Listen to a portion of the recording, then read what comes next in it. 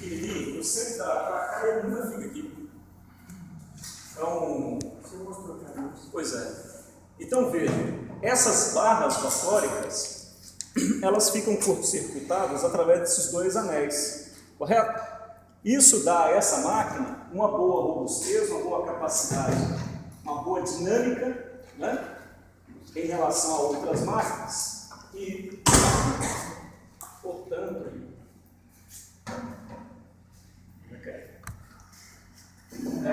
são hoje muito utilizadas nos acionamentos. Por quê? Porque essa máquina, além da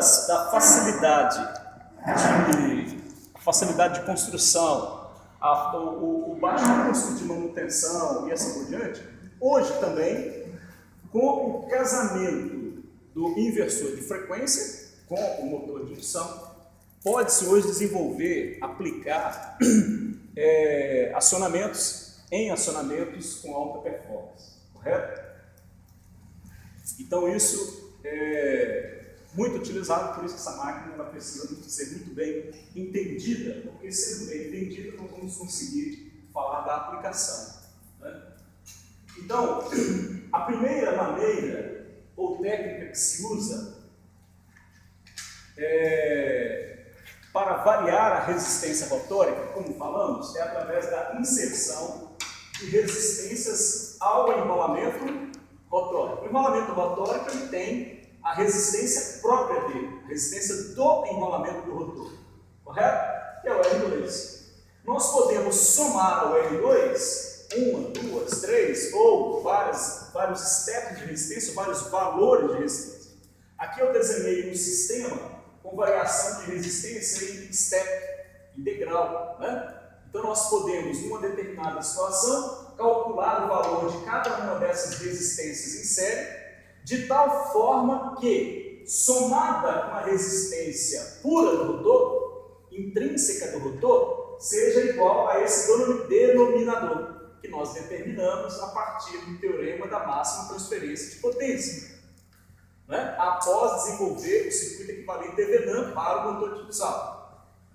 Então, quando fizermos esse numerador igual a esse denominador, o escorregamento de máximo conjugado, de máximo torque, será 1. Ok? Vamos repetir. O que você entendeu? Rafael, o que você entendeu, Rafael? Vamos lá, então. O que essa equação nos diz, Rafael? Essa equação nos diz o quê? Esquece o R externo aqui. Essa equação nós determinamos a partir do princípio da máxima transferência de potência. Desenvolveu o circuito equivalente Thevenin de sensório.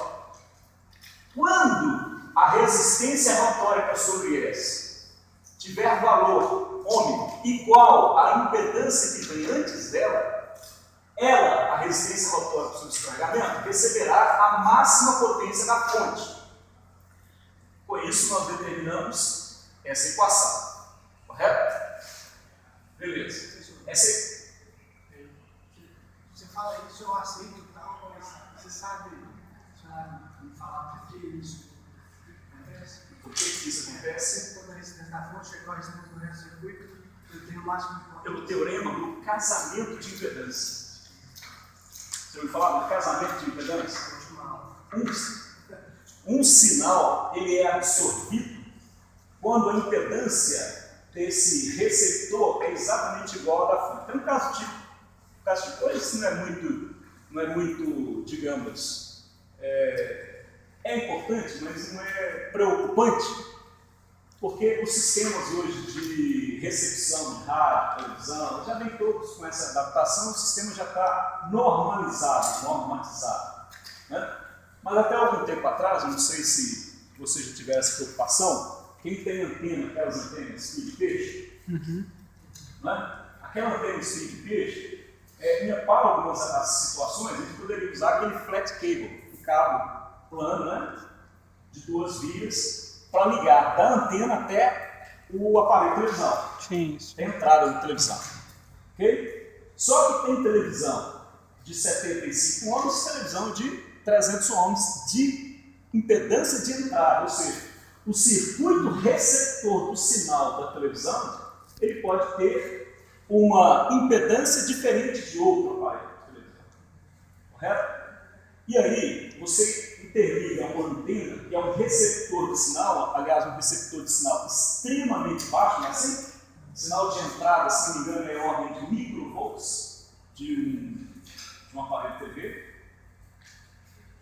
porque a antena capta essa energia eletromagnética do ar, é uma energia bem definida em frequência, mas ela tem uma amplitude, uma intensidade muito baixa. Então, é interessante que todo o sinal captado pela antena seja absorvido pelo aparelho de televisão, correto? Porque o sinal é muito baixo. Agora, o que acontece quando uma determinada antena é interligada com um aparelho de televisão que tem uma impedância de entrada de 300 ohms, com um cabo de 75?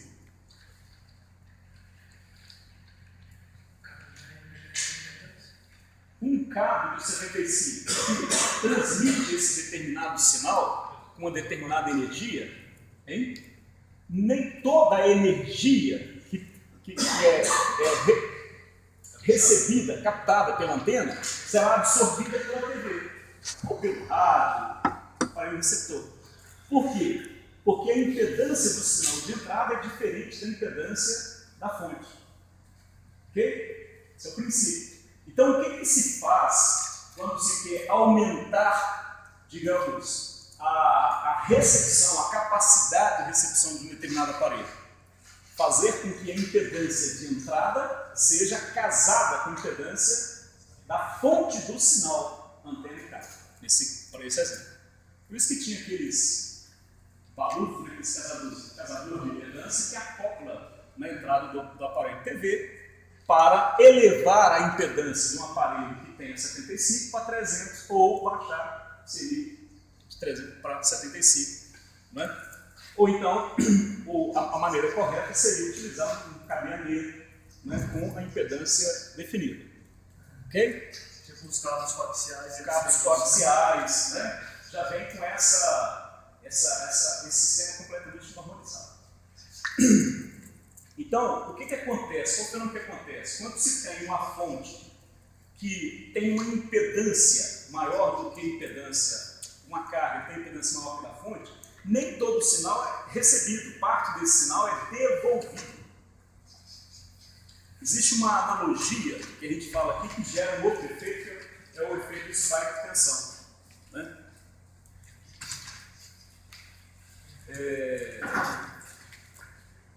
Por exemplo, quando um motor elétrico é alimentado por um inversor de frequência, o inversor de frequência ele gera uma determinada tensão com frequência variável, mas ele tem embutido na tensão que sai do inversor uma pulsação cuja frequência é muito superior à frequência fundamental.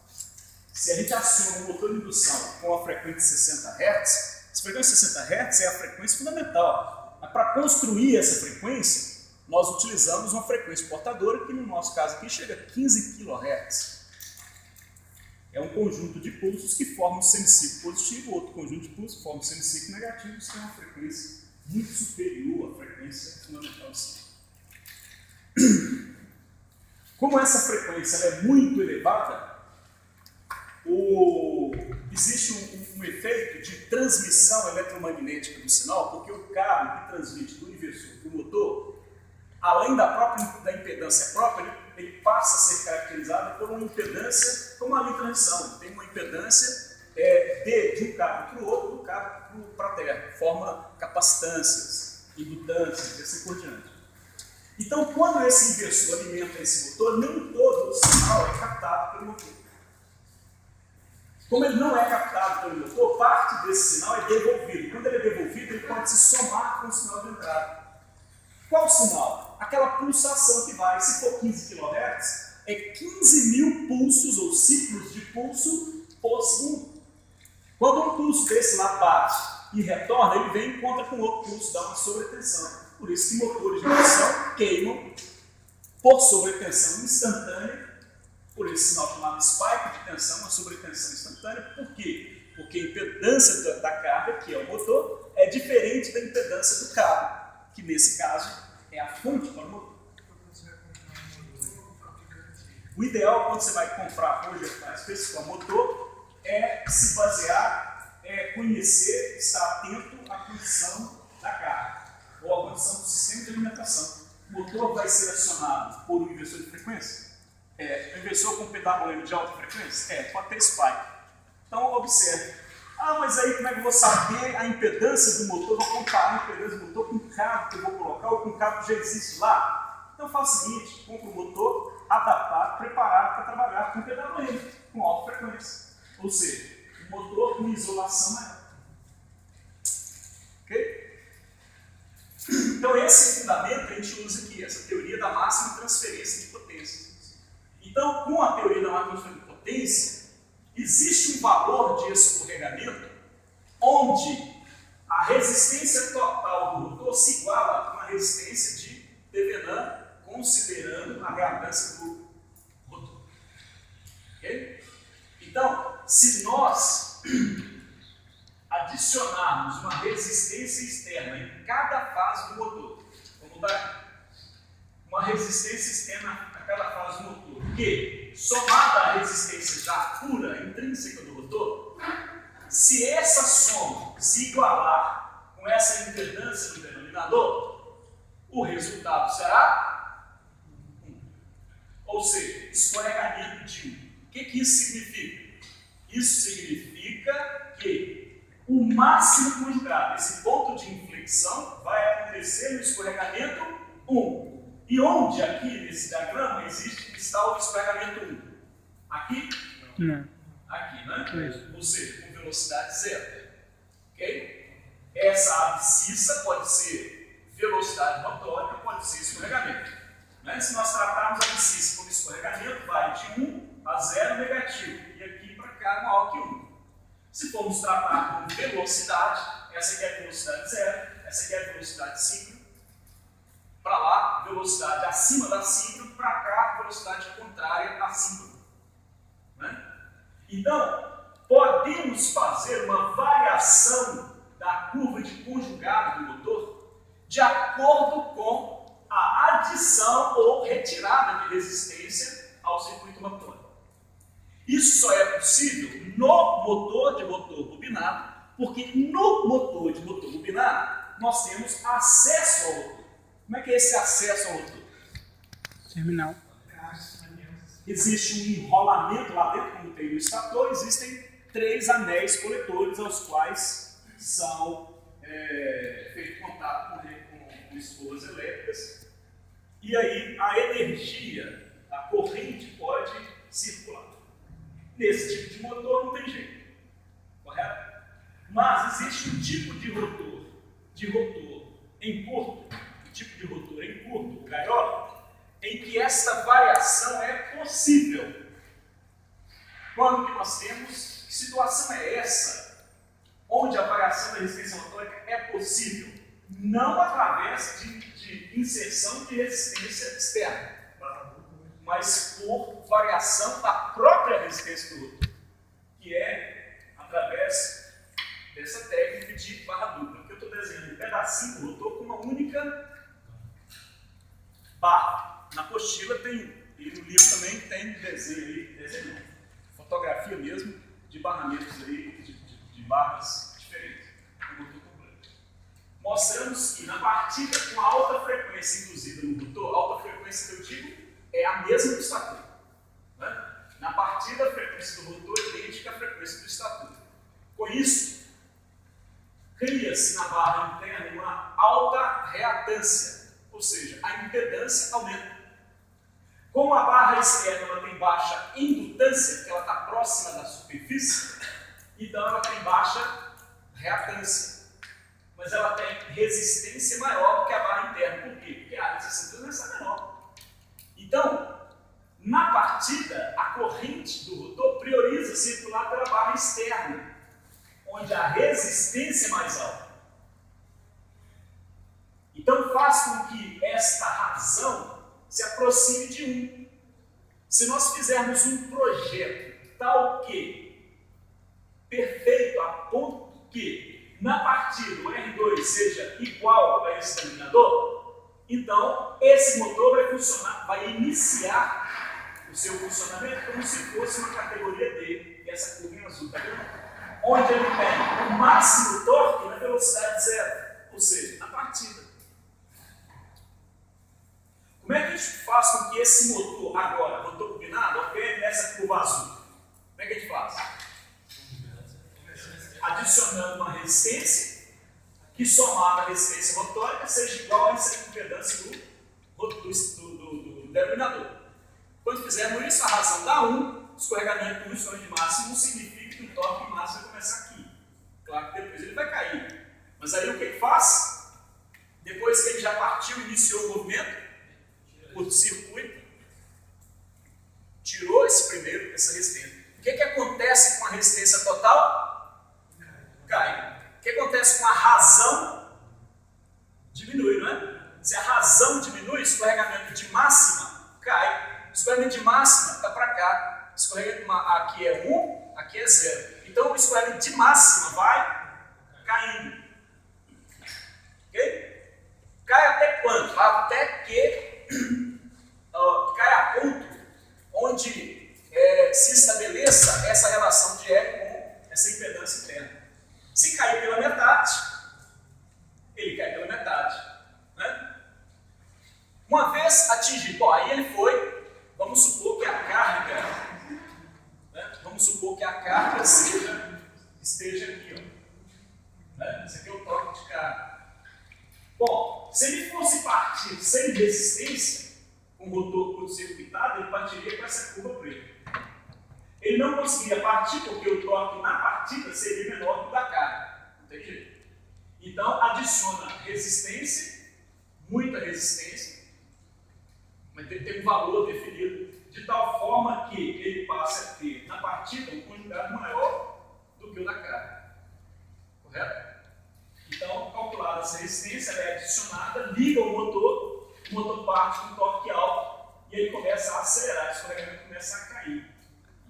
No dia que o escorregamento começa a cair, olha como se comporta a curva, o motor começa a ficar mais fraco, ó, fraco. Ele pararia aqui. Ele pararia onde a velocidade, o conjugado motriz, se iguala com o torque de carga. Então, vê que esse motor, utilizando a curva azul, operaria uma velocidade alta ou baixa? Baixa. E se eu estou atingindo o torque de carga, que é o que eu quero, qual o problema? Problema nenhum. Agora, você quer que essa máquina opere nessa velocidade? Isso é ruim para a máquina. Não. Quer dizer que é ruim para a máquina. Isso pode ser ruim para o acionamento. Né? Eu estou acionando um compressor. Eu quero que o compressor rode a 1700 RPM, um motor de 4 polos. Né? Aí eu uso o motor de motor turbinado. Né? Não é com compressão, isso tudo no exemplo, mas... Ele vai rodar com quantos RPM? Ele vai rodar com 700. Você quer que roda com 1700. Só que ele está na curva azul, está rodando com 700. O que você faz então?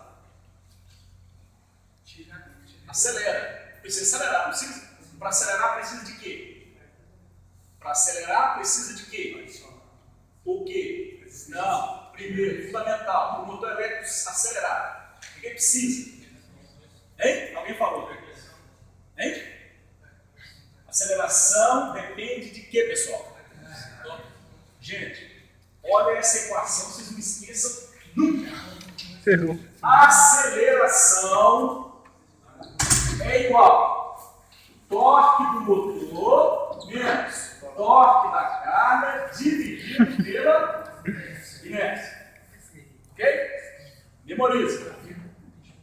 Repete umas 1000 vezes.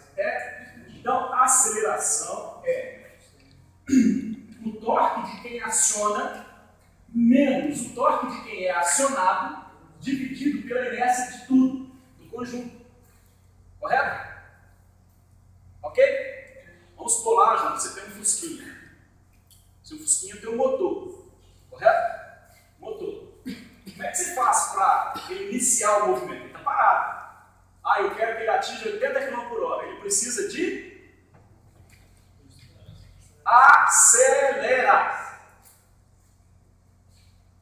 200 km por hora é a velocidade que você quer. Você está parado. Você está parado e precisa de acelerar. Para acelerar, você precisa de... O que você faz então? Pisa no acelerador, injeta gasolina no motor, explode, ele cria torque no eixo, maior que o da carga. Esse é o combustível elétrico. Corrente, né? Combustível final, fundamental de fluxo, né? É para gerar fluxo de corrente. Então, o torque que o motor produz, sendo maior que o torque de carga, acelera. Se ele já está em movimento, velocidade de regime, de repente o torque da carga aumenta e o do motor mantém constante, o que acontece no numerador? Negativo. Derivada negativa. Desaceleração. Então, para acelerar, torque. Desacelerar, torque negativo. Correto? Entendido, pessoal? A inércia é a dificuldade que esse corpo apresenta ao ser ou para ser acelerado. Ok? É o que nós falamos.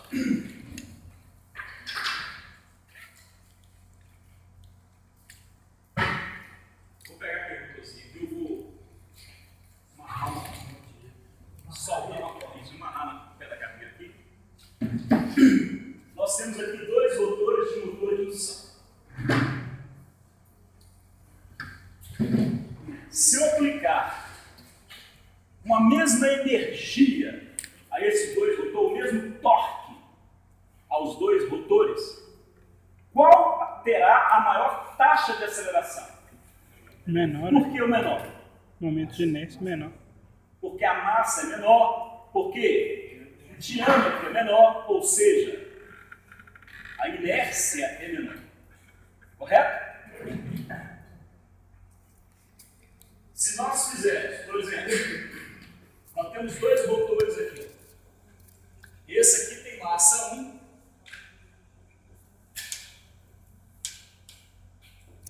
A mesma massa.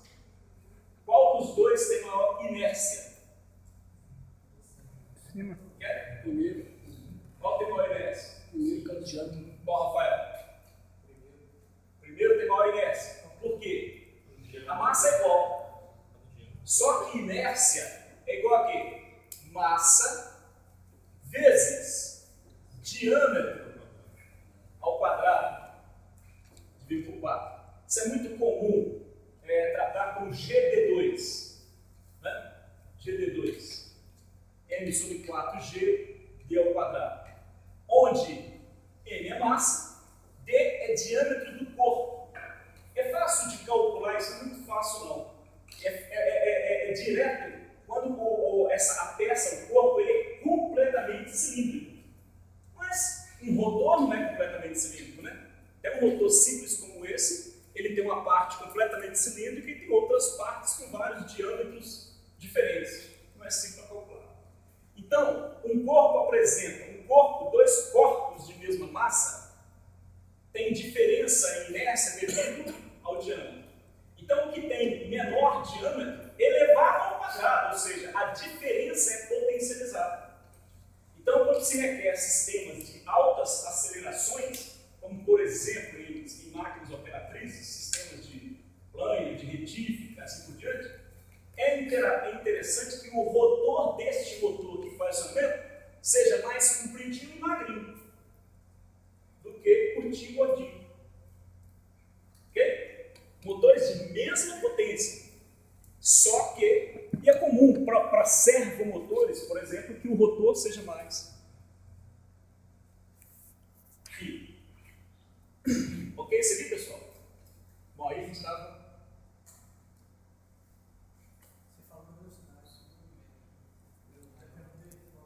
Para acelerar, precisa de mais torque. Isso, para acelerar precisa de mais torque.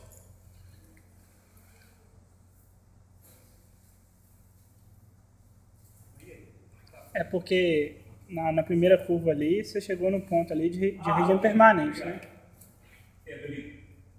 Então, se mantivermos o motor com a curva em azul, ao igualar com o torque de carga, ele para de acelerar. Aí ele opera nesta velocidade, que é baixa.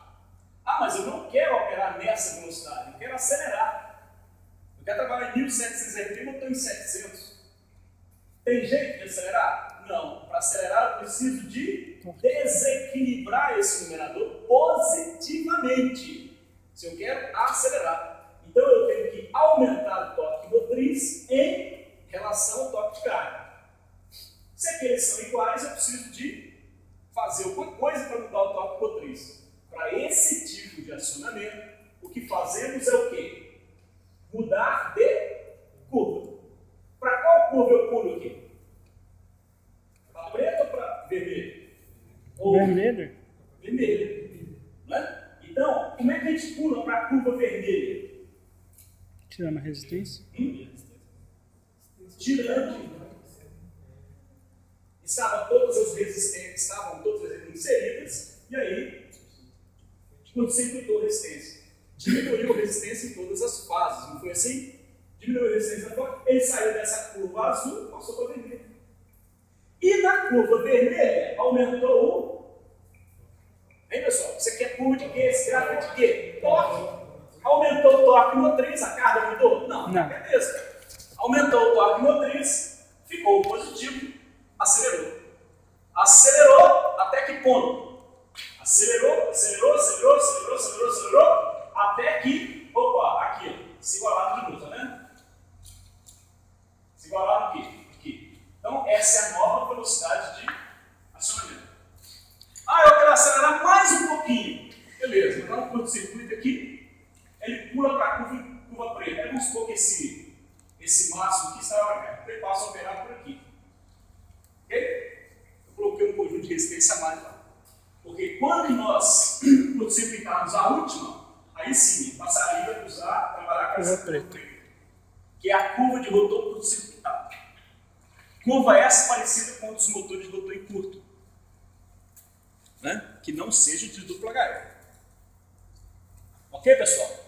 Então, na partida, adiciona-se resistências com valores muito bem definidos, nem alto, nem baixo, definido, de tal modo que a curva garanta torques elevados na partida. E à medida que o motor inicia o movimento, começa-se a retirar a resistência. Até o ponto que nas máximas velocidades altas, perto da velocidade 5, todas as resistências já estejam curto-circuitadas. Ok? Onde esse acionamento ele é, ou era, muito utilizado? Em sistemas de içamento.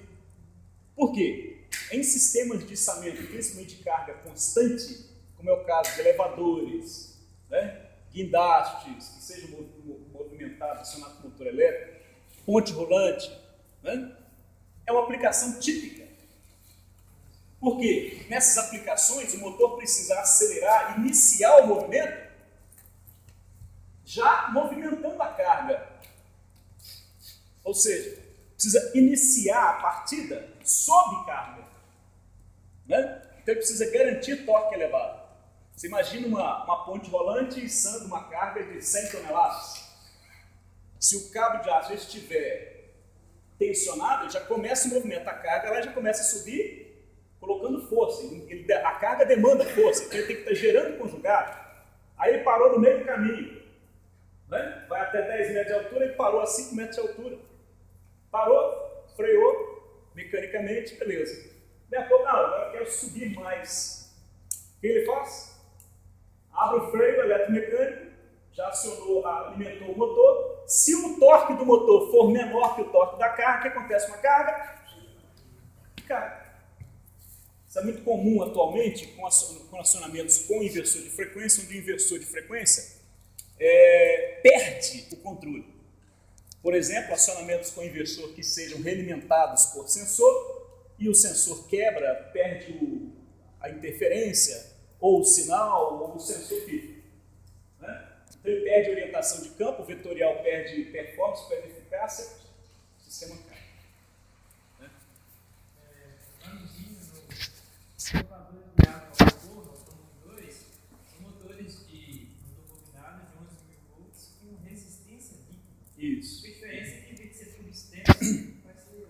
Exatamente, é o que nós falamos aqui. Eu também já trabalhei com motores de motor combinado com resistência líquida. invés de ser um sistema como esse, é um tanque, né? Com um líquido, se não me engano é bicarbonato de sódio, né? É carbonato, né? Carbonato de sódio, né? Que é adicionado aqui e ele caracteriza uma certa resistência. Então vem um conjunto de eletrodos aqui. Esse conjunto de eletrodos ele é mergulhado. Então, à medida que ele é mergulhado na resistência, no líquido, há uma variação da resistência, né? E aí produz essa variação que se deseja. O líquido movimenta, inserindo ou tirando. Não, eletrodo, né? Como é que varia isso aí? Temperatura? O que faz variar a resistência? Não, ele vai Profundidade. entrando. Como é que é? Ele vai entrando a resistência.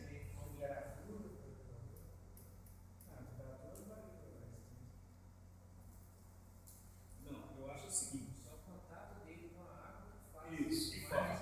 Mas se ele estiver próximo da superfície, a resistência é mais alta. Quanto mais Se estiver próximo da superfície, não é não. Tanto é assim que cá embaixo tem um sistema de curto-circuito.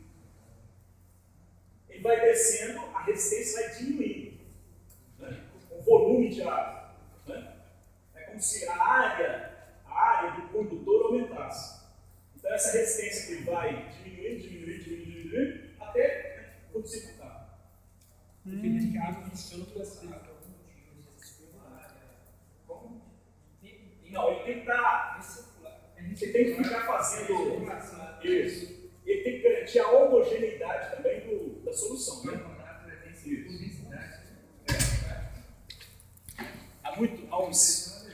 Há uns 15 anos atrás, na sala de motores, aqui nos Minas, um rapaz lá no Zero Hora, ele não tinha o carbonato, só que é branco, né? Você vai uma sacola branquinho, um pó branquinho. Ele não tinha o depósito da sala elétrica, ele foi buscar numa outra sala elétrica, pegou sabão. Adicionou sabão. Foi uma bagunça. Até hoje ele tem esse período de Tá bom? resistência líquida.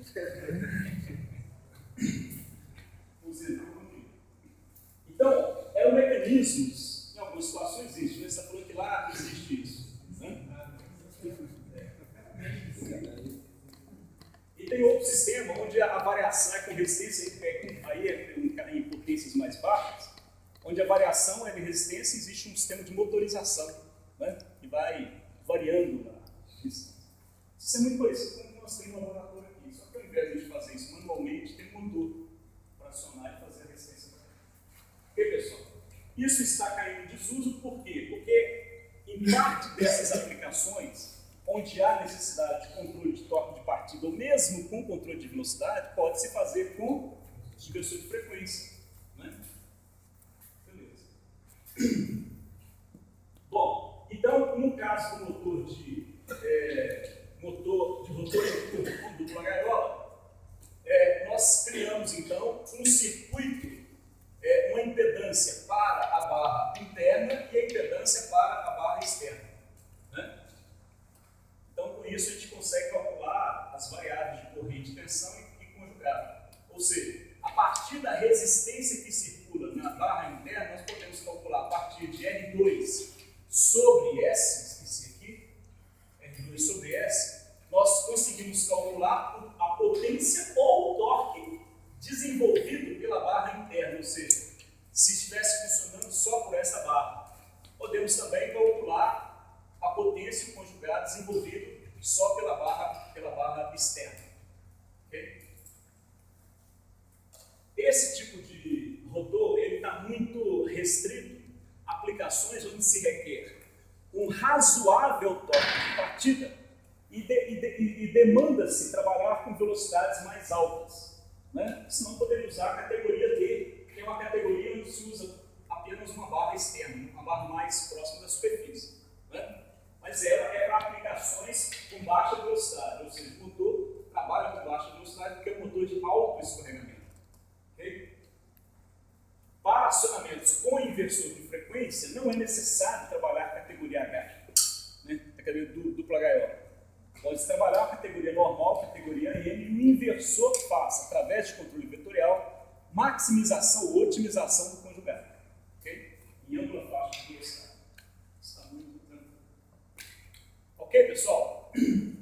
Nós vamos trabalhar essa máquina apenas nisso, apenas dando aqui o conceito. Não temos tempo para aprofundar um pouco mais nisso. Dúvidas? Na apostila, nós temos esses tópicos aí também detalhados, tá?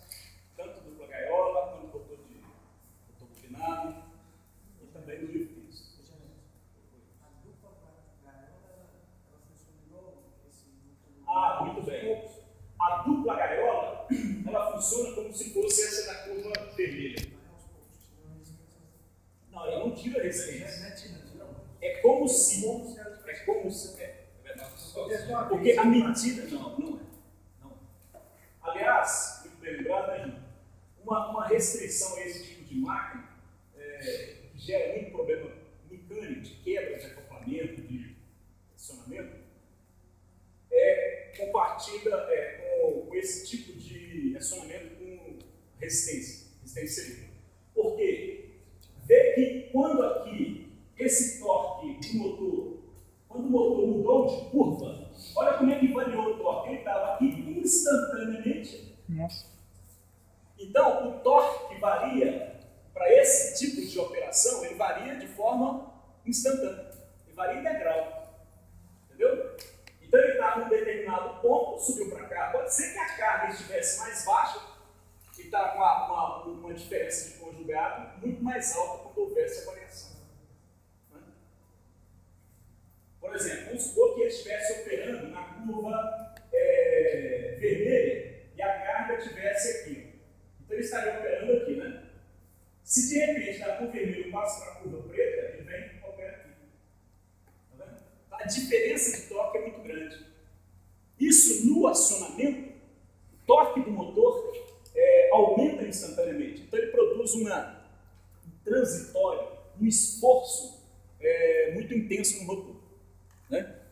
Se não quebrar na hora, pode ser que com o tempo o ciclo de operação desse tipo produza fadiga e com o tempo esse rotor venha a romper. Né? Acoplamento quebrar, parafuso do acoplamento espanar e tal. Né? A mecânica está sofrendo lá, que a gente vai ver é problema do motor, do acionamento do motor.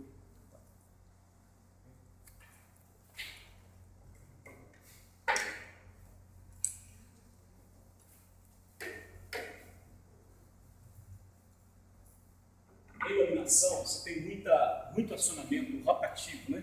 Com velocidade controlada. Mesa de transferência de placa e tal. Todos esses setores que tenham esse tipo de operação. Peran, Velcro. Tem muito sistema de transferência de peça e tal. Redução tem mais para acionamento de velocidade constante, não é assim? Em áreas de aciaria, altos fornos. E outro exemplo disso, né, na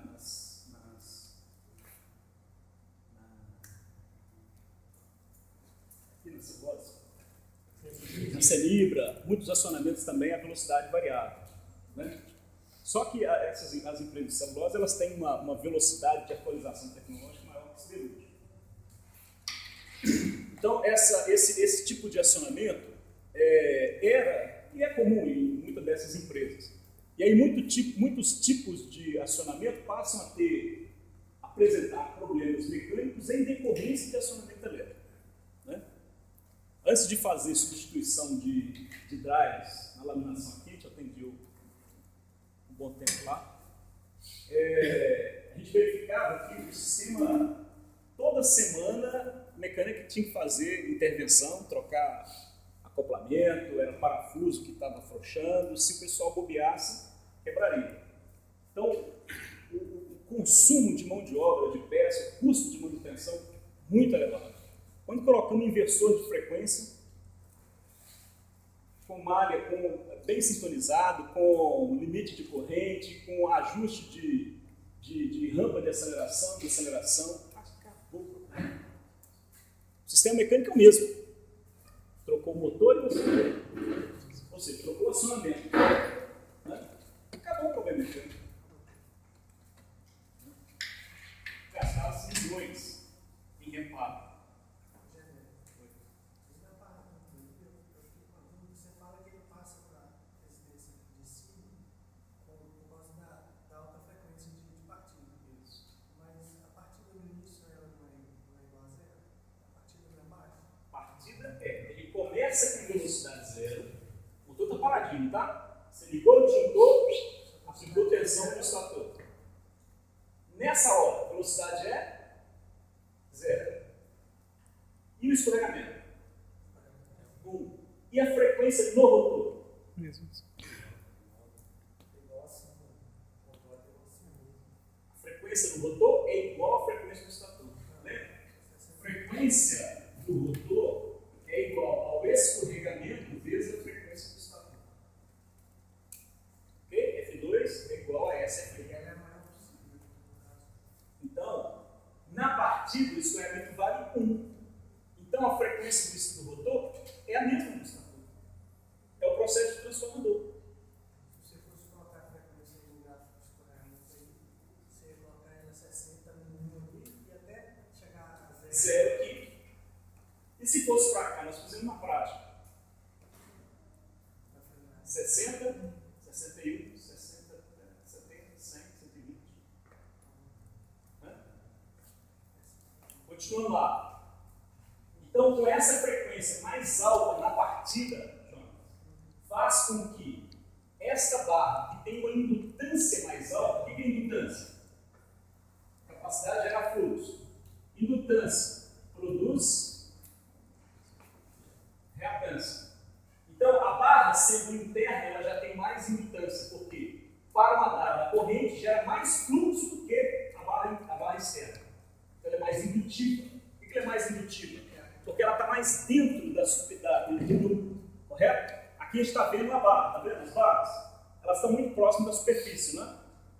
Aprofunda essa barra. Se elas estivessem mais aprofundadas, mais longe da superfície, elas seriam mais ou menos indutivas.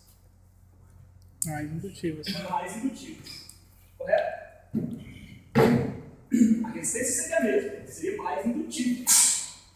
Se mais indutiva, por uma frequência na partida que é mais alta, gera uma reatância maior. Reatância, J reatância mais a resistência dá uma impedância dessa barra.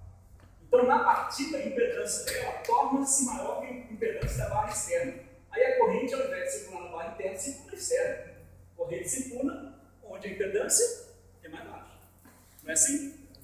Então, na partida, a corrente prefere circular na barra externa. E na barra externa, a resistência é maior ou menor? Olha lá. Maior. Com resistência maior, o denominador fica maior. Ou seja, o escorregamento de máxima fica maior. Ou seja, torques maiores. Naquele escorregamento maior, velocidade mais baixa. O efeito pelicular é justamente esse. Porque existe, como existe reatância mais alta na barra interna, a corrente migra para a barra externa. Mas na externa eu vou ter essa perda de fluxo pelo efeito pelicular. Isso, mas o fluxo na barra externa, a indutância da barra externa é mais baixa. Por quê? Porque a corrente que circula aqui vai gerar fluxo e vai passar pelo retroféreo. Redundância alta, consequentemente, indutância baixa. Você perde no fluxo, mas você ganha na resistência. É o balanço. Né? É por isso que a curva é assim. Você tem torque máximo numa velocidade baixa, mas ele cai bruscamente à medida que a velocidade sobe. A área sobre a curva é a mesma. Né?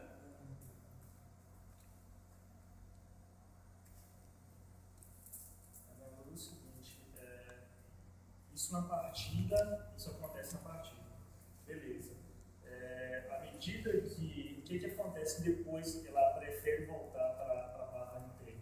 Por que ela prefere voltar? Porque à medida que ele acelera, o que vai acontecendo com o escorregamento? Ok, você quer escorregamento, vai diminuir. Se o escorregamento vai diminuindo, o que acontece com a frequência do rotor? Cai. Se a frequência do rotor cai, o que acontece com a a impedança cai, a impedância da barra interna cai, então a corrente volta. Opa, tá mais fácil. Vai tudo para lá. E lá a resistência é baixa. Né? A barra interna é baixa. Com resistência baixa, gera um swing de máximo mais baixo. Ou seja, uma curva com torque maior e velocidade menor. O que mais?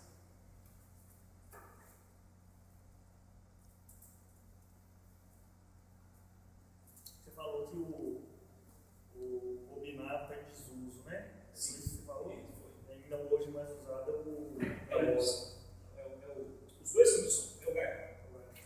Amplamente usado, cara.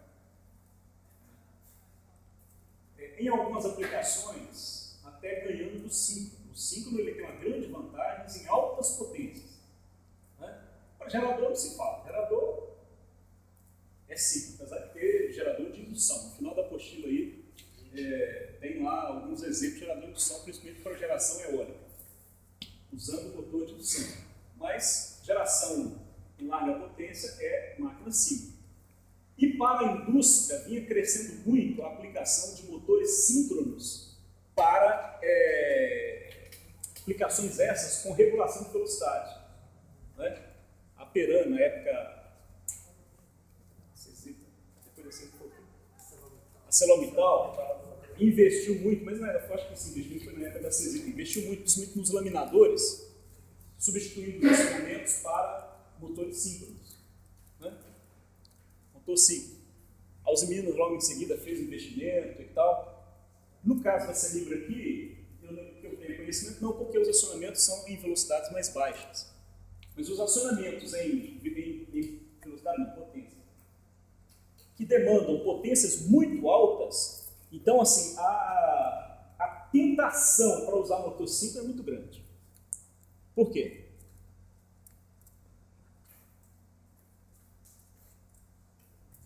Se eu perguntar isso na prova, vocês respondem. O síncrono é fácil fazer regulação de potência também. Exato. Então, a máquina síncrona, além de conseguir acionar uma carga em alta potência, dois motivos. Sendo essa máquina de polos salientes, essa máquina consegue desenvolver torques instantâneos muito altos. Por isso que é um tipo de máquina utilizada, né? O pessoal costuma utilizar muito o termo heavy duty, autores americanos, usam esse termo, heavy duty, a máquina heavy duty. É uma máquina que tem uma capacidade de acionamento em altas potências e consegue suportar altos transitórios de carga. Nesse caso, os motores síncronos de polos salientes, por causa do efeito saliente. Lembra que o torque lá, ou a potência desenvolvida no motor de polo saliente tem dois termos? O primeiro mais o segundo termo, que é em função da diferença entre as duas reatantes. Então, esse tipo de máquina consegue instantaneamente gerar torque alto, apesar de que perde em limite de estabilidade, porque o ângulo de carga máximo cai. Mas ele tem torques mais elevados, instantâneos mais elevados. Então, muito utilizado hoje em laminadores. Né? E, além disso, conseguem também regular fator de potência, porque na hora que ele não estiver disponibilizando muita potência para potência mecânica no eixo, se a carga não demandar, ele pode utilizar essa disponibilidade de potência aparente que ele tem em potência reativa para o sistema. Né? Mas é claro, dependendo da carga. Não se pode, por exemplo, num sistema de laminação que, um minuto laminando, outro minuto parado, ou a vazio. Eu vou regular o fator de potência só de minuto em minuto? Então há de se verificar também como que fica esse tipo de regulação.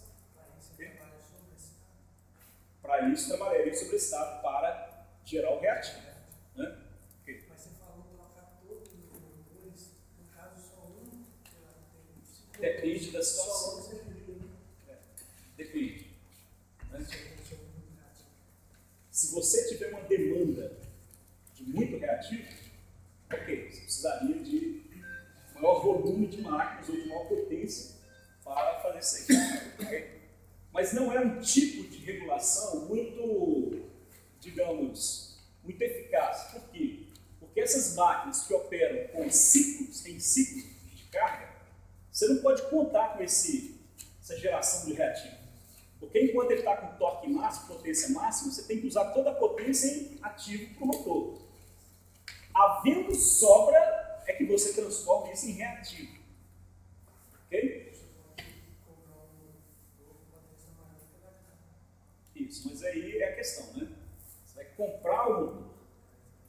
Exato. Você vai pagar pela regulação. Talvez esse excedente de potência que você está pagando no motor, você possa colocar algum tipo de compensação estática, que é capacitor. Né? Vantagem do motor é que você consegue fazer regulação muito fina, ajuste fino. Né? Você consegue fazer isso com